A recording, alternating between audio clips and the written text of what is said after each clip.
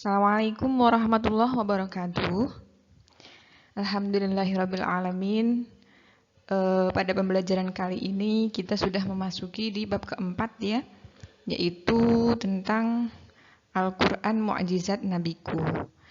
Sebelum materinya kita mulai, Ibu akan menjelaskan sedikit kompetensi dasar apa yang harus kalian capai ketika kalian sudah selesai mempelajari bab 4 ini. Yang pertama, kompetensi 1-2 ini tentang sikap ya, ada sikap spiritual dan sikap sosial. Di sini yang penting kalian ketahui bahwa sikap cinta terhadap Al-Quran itu sangat penting. Kemudian kompetensi ketiga yaitu kalian bisa menganalisis kemukjizatan Al-Quran. Menganalisis di sini bisa berarti menjelaskan, bisa berarti memaparkan, bisa berarti mengartikan dan lain sebagainya. Lalu kompetensi yang terakhir yaitu tentang kompetensi keterampilan, bisa menyajikan contoh kemukjizatan Al-Quran. Jadi kalian bisa presentasi, bisa menjelaskan ke orang lain atau menjelaskan dengan bahasa kalian sendiri, memaparkan tentang apa sih contoh mukjizatnya Al-Quran itu apa aja, seperti itu.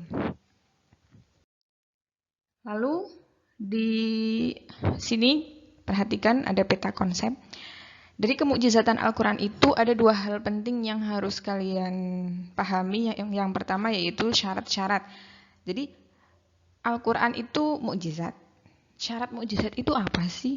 Gitu. Kemudian aspek kemukjizatan Al-Quran. Apa saja kemukjizatan di dalam Al-Quran itu, ya? Apa saja yang membuat Al-Quran itu jadi mukjizat gitu aspeknya. Oke, lanjut. Masuk di materi, yaitu tentang kemukjizatan Al-Quran. Pengertian pertama yaitu secara etimologi. Etimologi itu bahasa ya, atau artinya. Arti dari mukjizat itu apa? Nah, bahasa lainnya itu etimologi secara bahasa. Mukjizat itu berasal dari isim fa'il. Isim kan macam-macam ya, dan ini itu isim fa'il. Dari a'jaza, yu'jizu, i'jazan, mu'jizun, mu'jizatun. Dan isim fa'ilnya itu di sini. A'jaza itu fi'il madhi, yu'jizu fi'il mudhari, i'jazan masdar, mu'jizun atau mu'jizatun itu isim fa'il. Pada awalnya mu'jizat ini, mu'jizatun atau mu'jizatun ini berarti melemahkan atau mengalahkan lawan. Tetapi pada perkembangannya, mukjizat itu tidak hanya berarti seperti ini saja, tetapi sesuatu yang hebat atau luar biasa. Tetapi bukan sembarang luar biasa ya, bukan sembarang sesuatu yang hebat, bukan sembarang sesuatu yang luar biasa kemudian itu dinamakan mukjizat. Nanti ada penjelasan syarat-syarat mukjizat itu seperti apa. Lalu definisi atau pengertian mukjizat menurut Manaul Qoton. Manaul Qoton itu kitab ya, kitab Manaul Qoton. Bahwa mukjizat, al-mu'jizatu hiya amrun khariqun lil 'adati makrunun bit tahaddi salimun 'anil mu'aradati. Apa itu artinya? Apalagi yang teman-teman dari SMP ya, mungkin aduh Bu Guru itu Quran hadis kok bahasa Arab semua. Ini jelaskan satu persatu. Mu'jizat itu artinya, mu'jizat ini bacanya al-mu'jizatu. Itu artinya mu'jizat. Hiya adalah, mungkin kalau dalam bahasa Arab, hiya itu bisa berarti dia, iya, perempuan gitu. Hiya di sini artinya adalah mukjizat. Hiya atau yaitu amrun khariqun lil 'adat. Sesuatu yang menyalahi atau yang bertolak belakang dengan adat, dengan kebiasaan. Lil 'adat. Adat itu adat. Jadi adat itu berasal dari bahasa Arab ya, yang berarti kebiasaan. Amrun sesuatu khariqun. Khariqun itu aneh, sesuatu yang menyalahi atau bertolak belakang atau aneh yang tidak biasa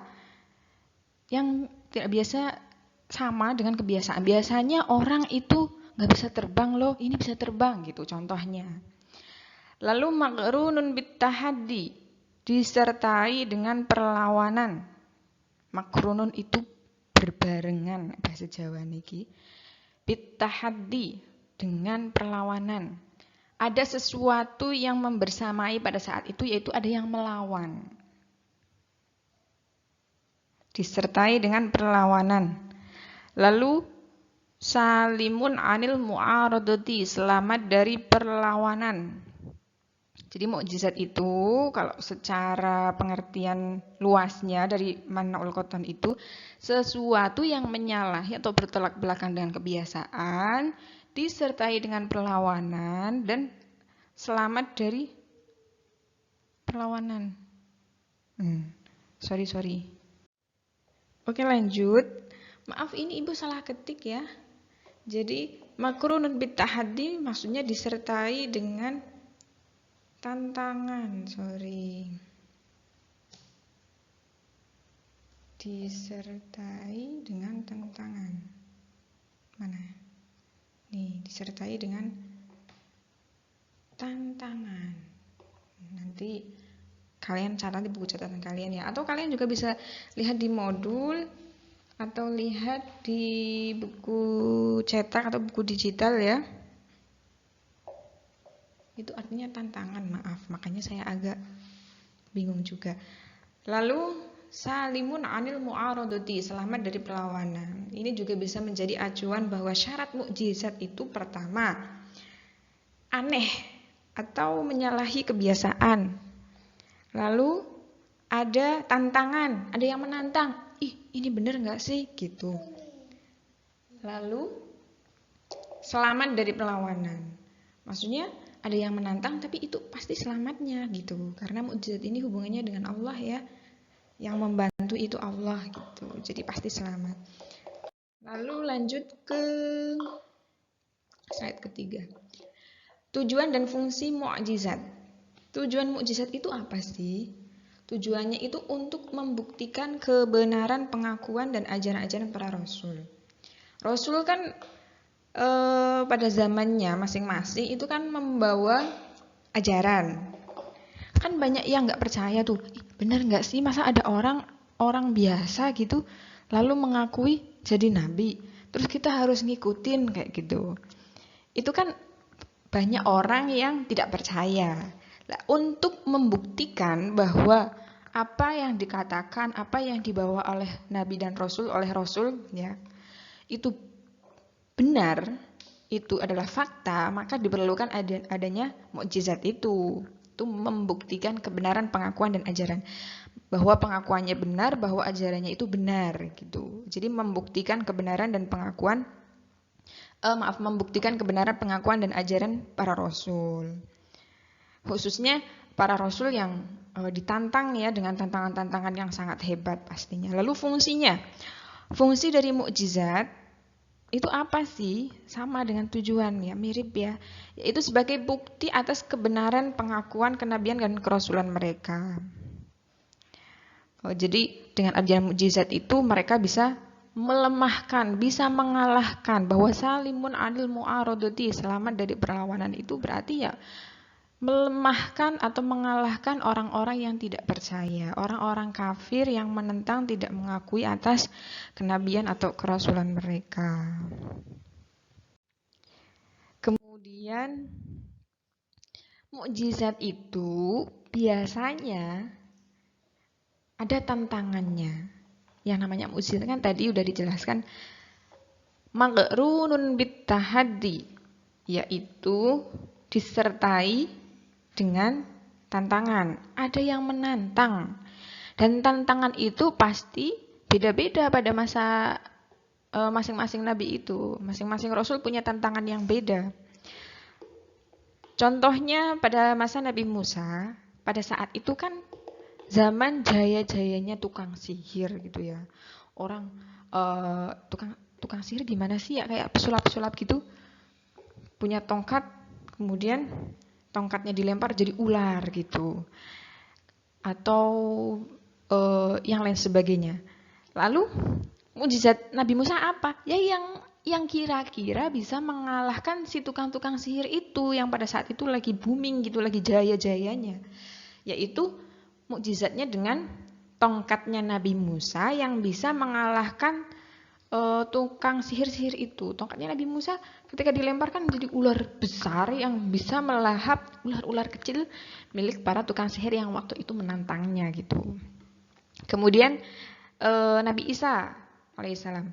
Pada masa Nabi Isa itu zamannya kemajuan ilmu kedokteran. Jadi mukjizat yang Allah berikan kepada Nabi Isa itu yang kira-kira bisa melemahkan kemajuan ilmu kedokteran pada saat itu. Ini loh Nabi Isa itu lebih hebat gitu. Lalu mukjizatnya apa? Bisa menyembuhkan orang buta sejak dalam kandungan. Maksudnya orang buta sejak kandungan gitu lahir itu tetap bisa disembuhkan kebutaannya itu. Lalu menghidupkan orang yang sudah mati atas izin Allah. Yang pasti bukan Nabi Isa yang menghidupkan, tapi semua ini ya karena izin Allah.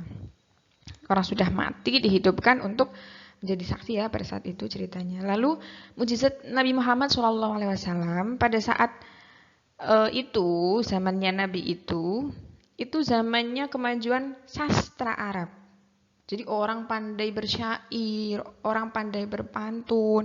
Hobinya orang jahiliyah kan memang seperti itu dulu ya. Walaupun orangnya zamannya jahiliyah itu jahiliyahnya ya karena bukan bodoh dalam hal nggak ngerti apa-apa gitu ya. Jadi mereka itu ya pinter juga. Pinternya dalam hal apa? Dalam hal sastra. Orangnya senengnya minum-minuman. Tetapi ya mereka juga pinter-pinter sastra gitu. Kemudian itu dilemahkan dengan adanya Al-Quran. Al-Quran itu kan kalau dilihat hanya sebuah tulisan gitu ya, hanya sebuah bacaan. Tetapi nyatanya di situ itu banyak sekali mengandung kemukjizatan, sesuatu hal yang luar biasa dari bahasanya, dari isi kandungannya dan lain sebagainya. Lalu syarat mukjizat tadi, bahwa mukjizat itu kan artinya sesuatu yang luar biasa, yang menyalahi kebiasaan. Tetapi ya tidak asal sesuatu yang aneh, sesuatu yang luar biasa kemudian dinamakan mukjizat. Syaratnya yang pertama, tidak sanggup dilakukan oleh siapapun selain Allah. Ya, walaupun pada saat itu Nabi Musa pegang tongkatnya lempar kemudian jadi ular, itu bukan berarti Nabi Musa sendiri yang mengubah tongkat itu jadi ular dengan sihirnya, tapi itu atas izin Allah. Atau Nabi Isa menghidupkan orang mati, itu ya bukan berarti Nabi Isa sendiri kemudian bim salabim mengubah orang mati jadi hidup. Tetapi itu semuanya atas izin Allah. Nabi sendiri, Rasul sendiri tidak bisa melakukan itu, begitu. Itu atas izin Allah, atas petunjuk dari Allah. Lakukan ini coba, ini gitu. Manut gitu ya. Kemudian syarat kedua tidak sesuai dengan kebiasaan. Kemudian yang kedua tidak sesuai dengan kebiasaan, tadi aneh gitu. Masa iya sih seperti halnya Nabi ya dengan mukjizatnya Al-Quran. Nabi kan mempunyai gelar ummi, tidak bisa baca, tidak bisa nulis, tetapi mukjizatnya Al-Quran, bentuknya tulisan, bentuknya sesuatu yang dibaca. Nah itu kan juga bisa melemahkan tantangan-tantangan orang kafir. Masa iya Nabi bisa nulis? Masa iya kalau memang itu karangan Nabi, masa iya sehebat ini? Kan Nabi juga nggak bisa nulis, nggak bisa baca gitu. Itu misalkan. Lalu yang ketiga, berupa hal yang dijadikan saksi oleh seseorang yang mengaku. Jadi adanya mukjizat ini syaratnya ya berbarengan dengan pengakuan kenabian. Kalau bukan Nabi, bukan Rasul, kemudian mengakui dia punya mukjizat gitu ya nggak mungkin, nggak bisa. Lalu terjadi bertepatan dengan pengakuan Nabi tadi. Jadi saksi kenabian juga berbarengan dengan adanya pengakuan kenabian dan penolakan. Ada penolakan di sini, ada orang ada pengakuan kenabian, di sini ada orang yang menolak begitu, kaum yang menolak. Lalu syarat terakhir, tidak ada seorang manusia pun, bahkan jin sekalipun yang dapat mengalahkan suatu mukjizat. Al-Quran kan juga menentang ya, menantang siapapun baik dari golongan jin ataupun manusia untuk membuat semisal Al-Quran, dan ternyata itu nggak bisa. Maaf, terputus. Macam-macam mukjizat. Yang pertama ada mukjizat hissi, yaitu mukjizat yang kasat mata, bisa dilihat gitu ya. Mukjizat hissi pakai hak. Itu pertama dapat ditangkap dengan panca indera. Panca indera itu berapa? Panca 5 indera. Ya, bisa dilihat, bisa diraba, bisa dicium oleh hidung, bisa dirasa oleh lidah begitu. Bisa dilihat gitu kalau mukjizat hissi. Lalu ditunjukkan dan diperlihatkan kepada manusia biasa. Maksudnya ya yang namanya kasat mata kan hanya dilihat saja bisa dirasakan. Hanya dipegang aja bisa dirasa gitu ya. Lalu terbatas ruang dan waktu. Hanya diperlihatkan pada umat tertentu dan masa tertentu. Jadi mukjizat hissi itu terbatas ya. Kalau sudah diberikan pada saat itu ya sudah, tidak kekal gitu. Lalu disebut juga dengan mukjizat indrawi karena itu bersifat indrawi, bisa dilihat oleh indra. Lalu yang kedua mukjizat maknawi atau tidak kasat mata ya, kebalikannya. Mukjizat maknawi itu harus dicapai dengan kekuatan akal atau kecerdasan pikiran atau mata batin. Tidak dilihat dijinglengi gitu kemudian kamu tahu itu mukjizat, tidak. Mukjizat maknawi itu satu-satunya itu Al-Quran itu. Kamu tidak bisa kemudian lihat Quran terus tahu mukjizatnya apa gitu, tidak. Tetapi itu harus dengan mata batin, harus dengan akal, harus dengan kecerdasan, harus dengan hati yang bersih, menjiwai, tahu maksud-maksudnya, tahu kandungannya, baru kamu tahu bahwa Al-Quran itu mukjizat, sebuah mukjizat. Tetapi kalau umat-umat dahulu, lah sekarang kan Al-Quran itu menantang orang-orang kafir gitu ya. Apa kemudian orang-orang kafir itu hatinya bersih, akalnya cerdas gitu? Nah, memang hitopnya dari apa ya intinya ya, yang dilawan oleh Quran itu kan orang kafir, tapi orang kafirnya ahli bahasa, ahli sastra. Mereka ketika mendengar Al-Quran dibacakan, mereka itu kagum. Wah, ini kok ada syair yang sedemikian indah ya, kayak gitu. Contohnya Umar saja, Umar bin Khattab itu kan masuk Islam karena mendengar surat Toha dibacakan. Nah, itu sebagai bukti bahwa ya walaupun sebenarnya mereka kafir, tapi mereka itu tahu maksud dari ayat itu tahu. Justru malah kita kadang-kadang yang kalah dengan mereka ya. Kita itu nggak tahu apa-apa, hanya baca saja, hanya mendengarkan saja, itu nggak tahu itu maksudnya bahasanya bagusnya seberapa sih, itu isi kandungannya apa bagus sih gitu, harus belajar dulu. Tapi dulu orang-orang kafir dulu ya memang Al-Quran itu bahasa Arab ya, jadi kita ya memang harus belajar lebih. Kalau dulu ya memang orang kafir itu ya sudah tahu bahasanya karena itu bahasa Arab, tetapi Quran itu tidak seperti bahasa Arab pada umumnya. Al-Quran itu ya seperti syair tapi bukan syair, seperti puisi tapi bukan puisi, begitu intinya kayak gitu. Tetapi mereka tahu itu sesuatu yang luar biasa bahasanya gitu. Lalu disebut juga dengan mukjizat rasional. Rasio atau akal. Rasio itu sama dengan akal ya. Jadi harus pahami dengan akal kayak gitu. Tidak seperti hissi, dilihat saja itu kita wah kayak gitu udah tahu itu sesuatu yang luar biasa. Lalu mukjizat maknawi ini sifatnya universal dan eternal atau abadi. Karena Al-Quran itu, semenjak Al-Quran itu diturunkan, itu berlaku sampai akhir zaman gitu. Yo, kenapa kita nggak dikasih kasih tahu mukjizat seperti dulu ya? Ya karena memang mukjizat ini ya dikeluarkan, diwujudkan oleh Allah sesuai dengan tantangannya pada zamannya kayak gitu. Kemudian apakah Nabi tidak mempunyai mukjizat hissi? Punya. Lalu i'jazul Quran. I'jazul Quran itu artinya teguhnya kehebatan Al-Quran di hadapan kelemahan manusia dan jin yang tidak akan mampu membuat karya sehebat Al-Quran. I'jaz. I'jaz itu ya asalnya dari a'jaza yu'jizu juga, dari mukjizat itu. Atau bisa dikatakan i'jazul Quran itu menetapkan kelemahan manusia dan jin baik secara individual ataupun kolektif untuk mendatangkan semisal Al-Quran. Ini sudah dijelaskan di bab sebelumnya bahwa Al-Quran itu menantang manusia pertama untuk manusia dan jin pertama untuk mendatangkan semisal Al-Quran secara keseluruhan. Kemudian nggak ada yang mampu, akhirnya tantangan kedua, ya udah bikin 10 surat bi'ashri suwarin, dengan 10 surat. Ternyata nggak ada yang bisa. Ya udah turunkan lagi tantangannya dengan membuat bisuratin, yaitu 1 surat. Ternyata ya juga nggak bisa. Itu namanya i'jazul Quran. Bagaimana cara Al-Quran itu menetapkan kelemahan manusia dan jinnya gitu. Padahal pada saat itu ahli sastra banyak ya. Lalu Profesor Quraisy Shihab berpendapat bahwa kemukjizatan Al-Quran itu terbukti. Terbuktinya dengan apa?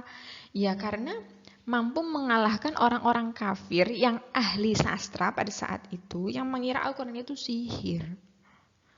Kalau sihir nggak mungkin. Lalu aspek kemukjizatan Al-Quran. Al-Quran itu mukjizatnya di sebelah mananya sih? Yang pertama di gaya bahasa. Kalian juga bisa sambil buka modul ya. Sambil menyimak video ini sambil buka modul. Yang pertama contohnya di ketelitian dalam mengungkapkan kata-kata di Al-Quran. Contohnya di sini dalam surat Qaf. Dalam surat Qaf, huruf Qaf itu berulang ya. Jumlah huruf Qaf-nya di situ itu paling banyak daripada huruf-huruf yang lain. Atau surat Nun. Dalam surat Nun itu yang awalnya Nun wal qalami wama yasturun. Surat Al-Qalam, nunnya itu juga lebih banyak daripada huruf yang lain. Lalu surat Al-Baqarah yang diawali dengan alif, lam, mim. Itu juga antara alif, lam, mim itu juga lebih banyak daripada huruf-huruf yang lain. Alifnya lebih banyak dari lam, lamnya lebih banyak dari mim. Itu kan kalau bukan memang buatan Allah, bukan kalamullah, itu nggak mungkin bisa sedetail itu ya. Kalian nggak percaya, hitung sendiri. Buka surat Al-Baqarah, alifnya ada berapa, lamnya berapa, mimnya berapa. Itu beneran lebih banyak dari huruf yang lain atau enggak, kalau nggak percaya. Itu contoh ketelitian, sangat-sangat teliti. Makanya nggak ada yang mampu menandingi walaupun 1 surat pun itu nggak ada. Lalu keseimbangan penggunaan kata-kata, contohnya. Kata al-hayat itu jumlahnya 145 sama dengan kata al-maut.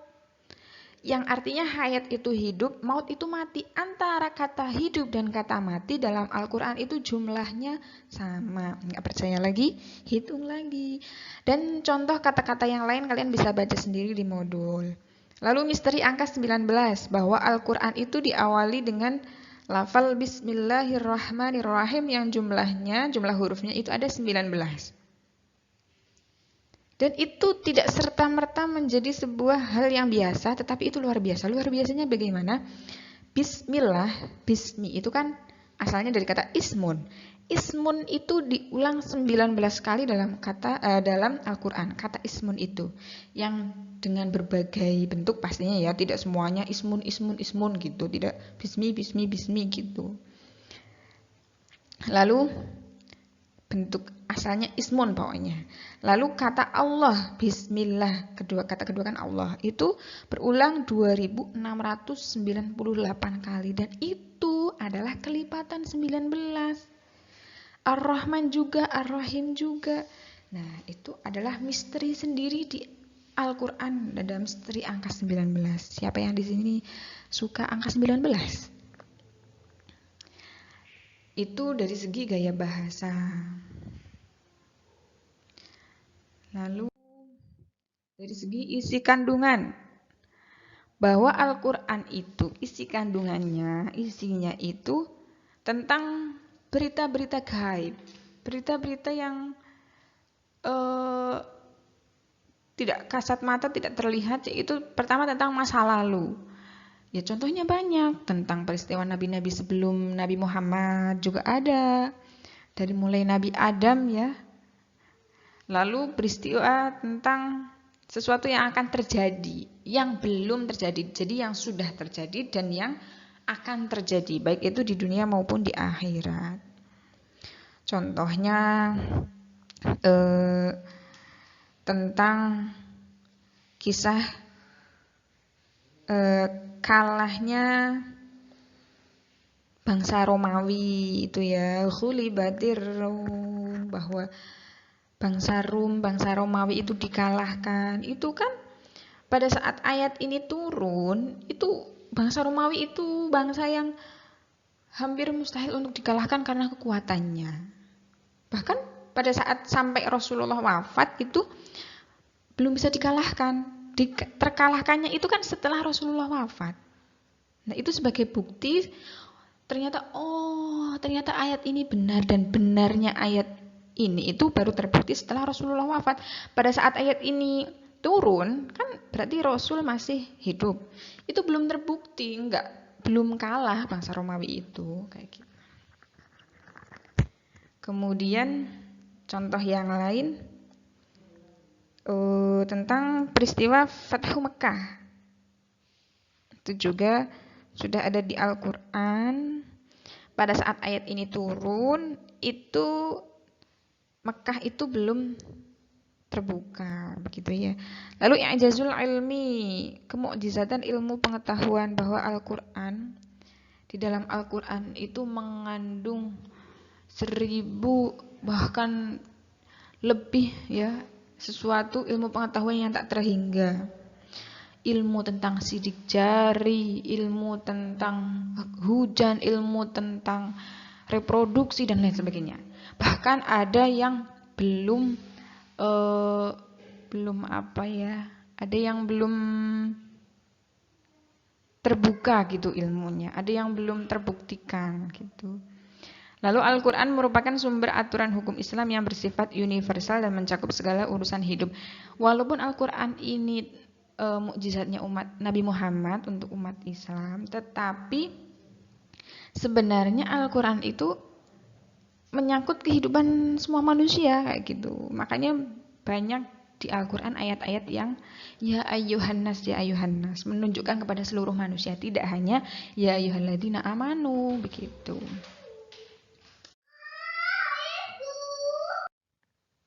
Kemudian aspek mukjizat Al-Quran menurut Profesor Dr. Haji Said Agil Husain Al-Munawar, kalian bisa baca sendiri ya. Dari susunan bahasa yang sangat indah, intinya sama, bahwa Al-Quran itu mukjizatnya di susunan bahasa, di isi kandungan, di keilmuannya, di hukumnya, dan lain sebagainya. Lalu mukjizat hissi ini yang terakhir, mukjizat hissi para nabi. Karena mukjizat maknawi itu hanya ada pada Nabi Muhammad, yaitu Al-Quran ya. Mukjizat nabi lain selain nabi yang hissi banyak. Nabi Muhammad apa? Yaitu jari-jarinya bisa mengeluarkan air saat sahabat kehausan. Jadi waktu perjalanan sahabat kehausan dan tidak menemukan air, kemudian jari-jari Nabi itu bisa mengeluarkan air. Dan karena hissi itu sifatnya sementara, ya sudah, Nabi kemudian nggak menggunakan jari-jarinya setiap saat ketika haus kemudian untuk minum, tidak. Tetapi pada saat itu untuk membuktikan kemukjizatannya itu, lalu bisa membelah bulan dan lain sebagainya. Lalu Nabi Nuh apa? Itu membuat kapal yang sangat besar. Ceritanya di Quran surat Hud 37-38, kalian bisa buka nanti di Al-Quran. Lalu Nabi Ibrahim tidak hangus terbakar api dan lain sebagainya.